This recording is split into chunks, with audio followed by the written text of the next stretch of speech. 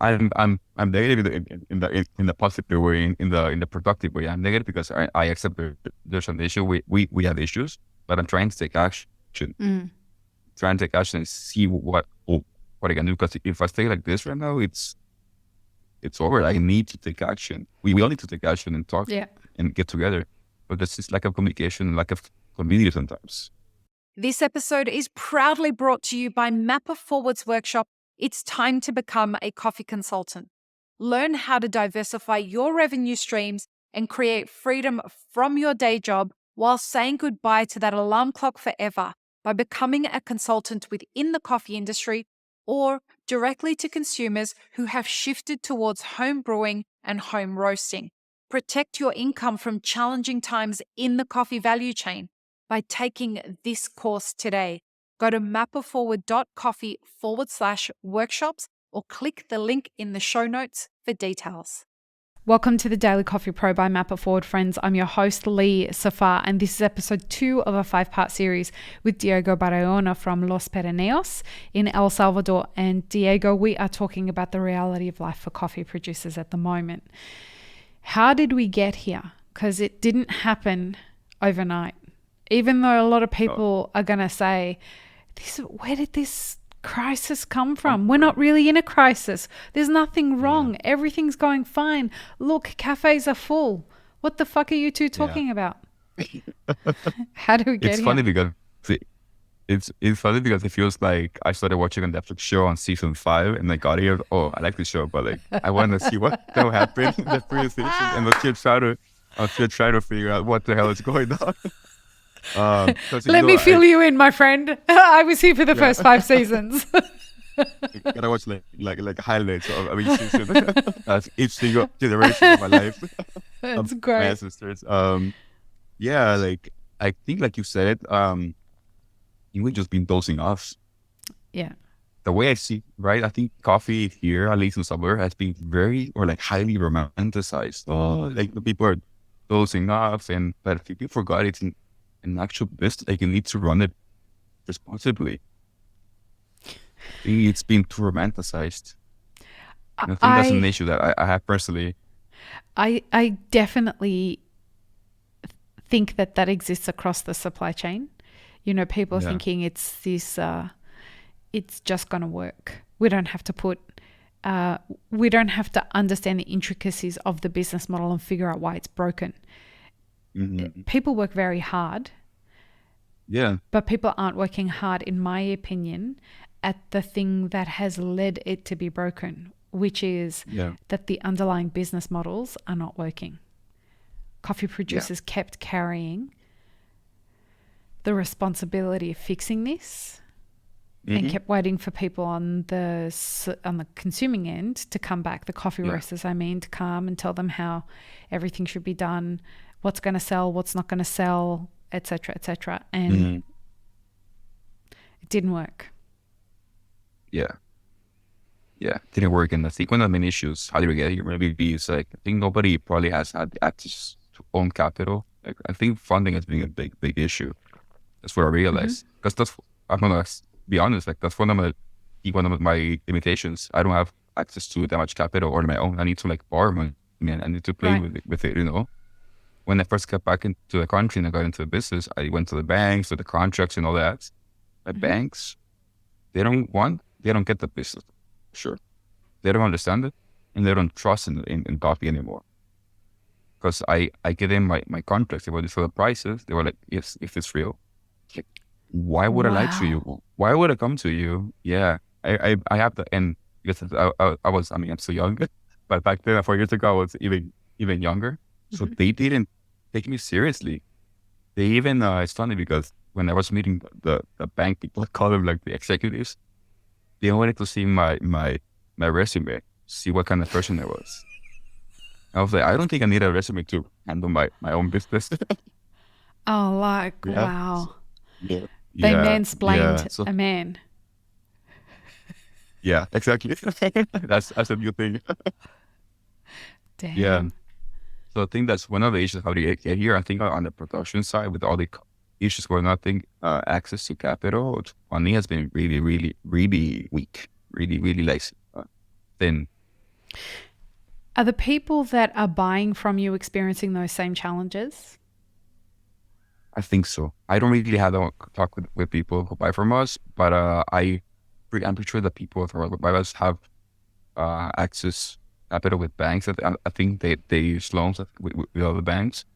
And I think that's what I heard. I think most of the exporters, importers, they do that. It's wild, hey? So So maybe you I feel borrow like money. it never stabilized. Yeah, you borrow Yeah. money to grow the coffee. They borrow money to buy it off Mm-hmm. you. And Mm-hmm. then roasters are borrowing money to build their roasteries and to buy Yes. the coffee so that they can hold it enough in stock. I Mm-hmm. wonder who's winning from this supply chain, hey? Yes. I think that's next episode, but we all know we're making money out of this. It is the next episode, so we'll keep it for that. Yeah. Um, what when it comes to the difference between specialty and commercial, what do you think that contributed to how we got here? Because I definitely see that specialty is going somewhere else than commercial, and I'm hearing a lot from coffee producers saying we don't know whether we should Yeah. just go to commercial and do it all commercial, or whether we should hedge, and specialty is going to end up doing better for us. Yeah.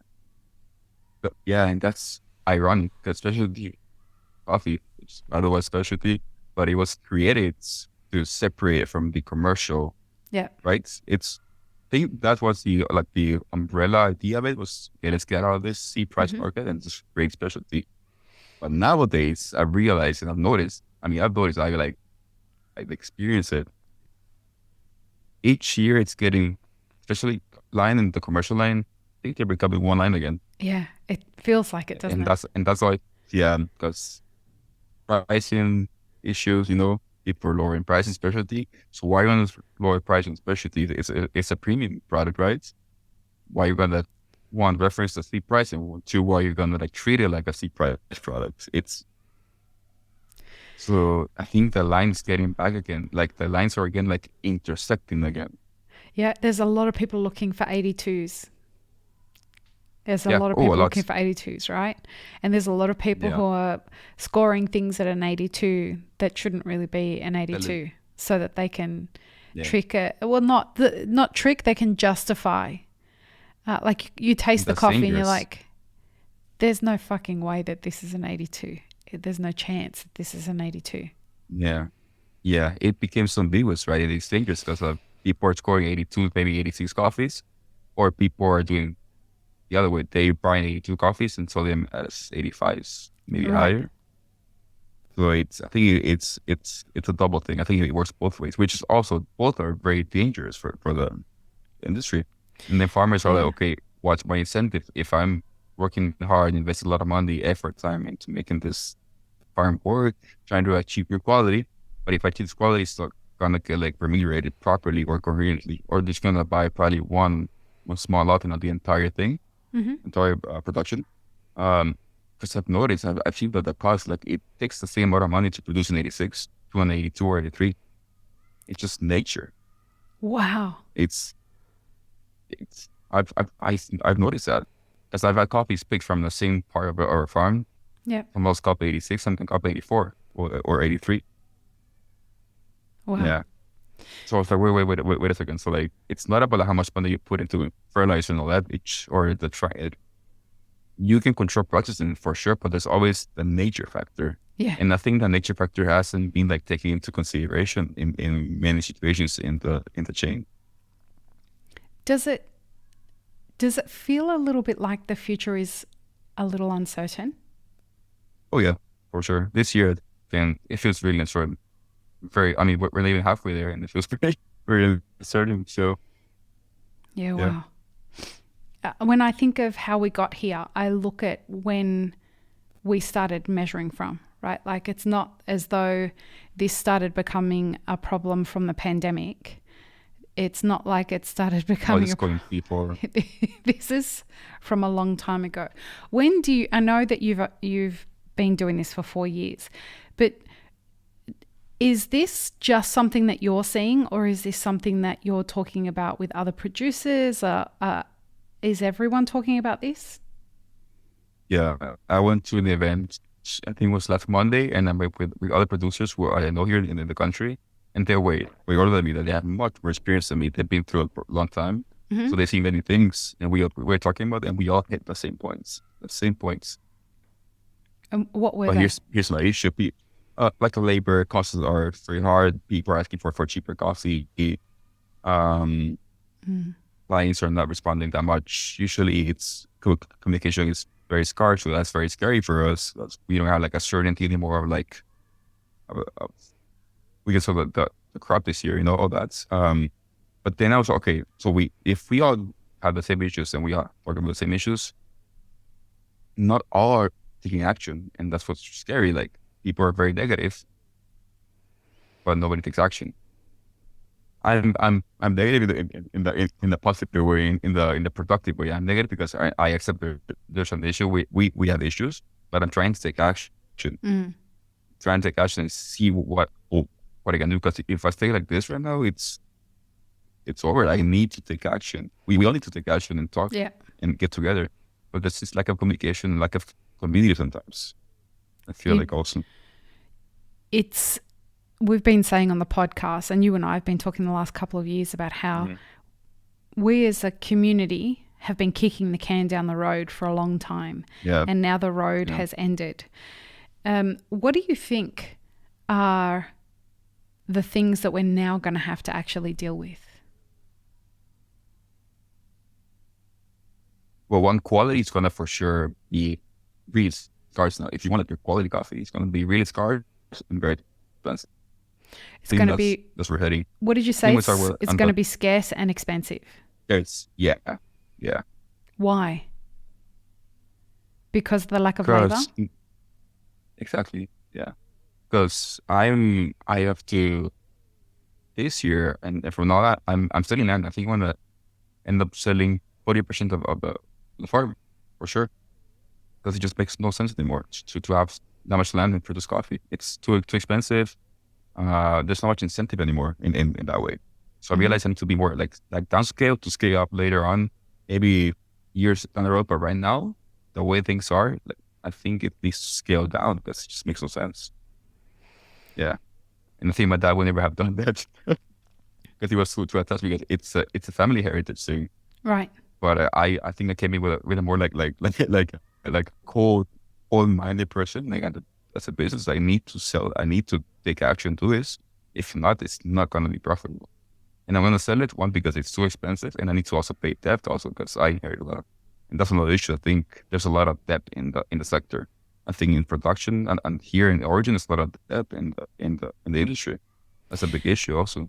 Oh yeah, and that's the thing that seems to be the thing that everybody thought would eventually solve itself because money was supposed to be free or at least very cheap. So people kept Yeah, borrowing money to pay off debt, huge and interests. it it just at the time people kept saying to me when I was running Elixir, they're like, just borrow money. Hmm. Don't do it with your own money, borrow money. And I'm like, this doesn't feel like it's going to be like this forever.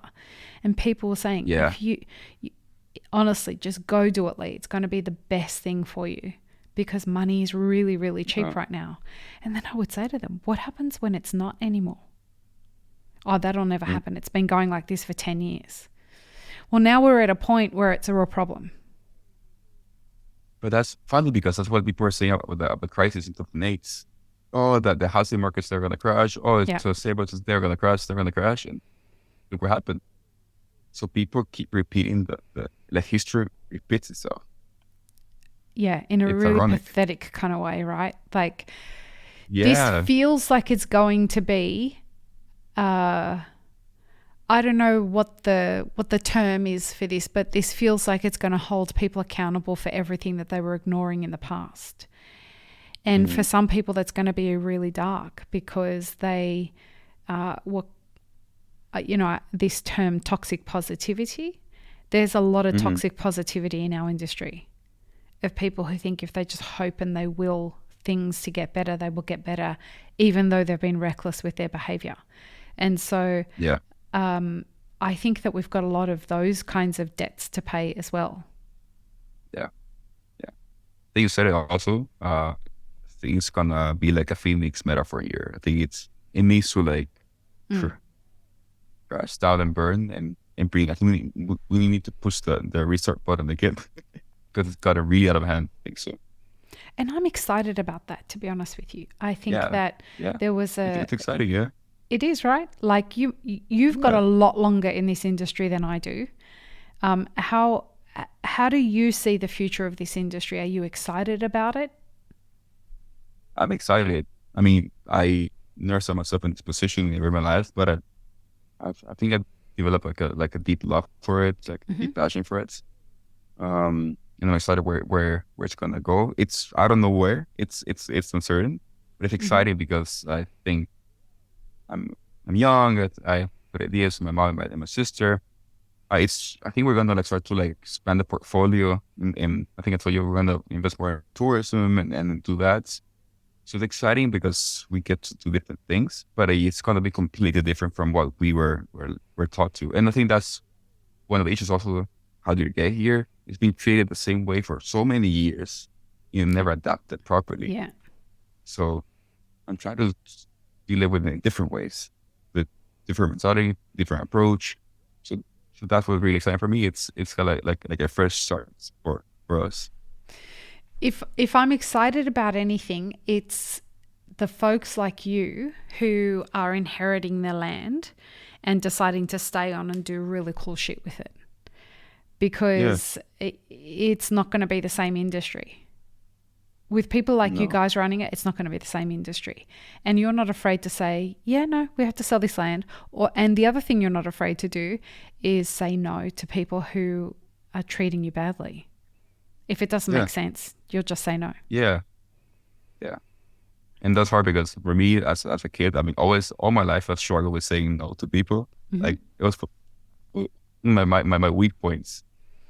Even when I went to a job interview, they were like, "What's your weakest point?" It's like saying no is hard for me. Yeah. So I learned how to like help deal with that, like saying, "Oh, this is not good for me." Yeah. Awesome. Learning how to say no to people. Yeah, In the next episode, folks, we're going to talk about why, as an industry, we're not talking about how broken everything is. This is, to me, a dysfunctional thing. The fact that we're not talking about yeah. it. So, join us in the next episode, and we'll have a chat about that. Peace, love, and peanut butter. Have an amazing rest of your day. I really hope you enjoyed this episode, friends. Please don't forget to show us some love by subscribing, liking, commenting, and most of all, sharing this podcast with your friends. Check the show notes for links, including our sponsors and our Patreon. And stay tuned for more great conversations on the Daily Coffee Pro by Map It Forward.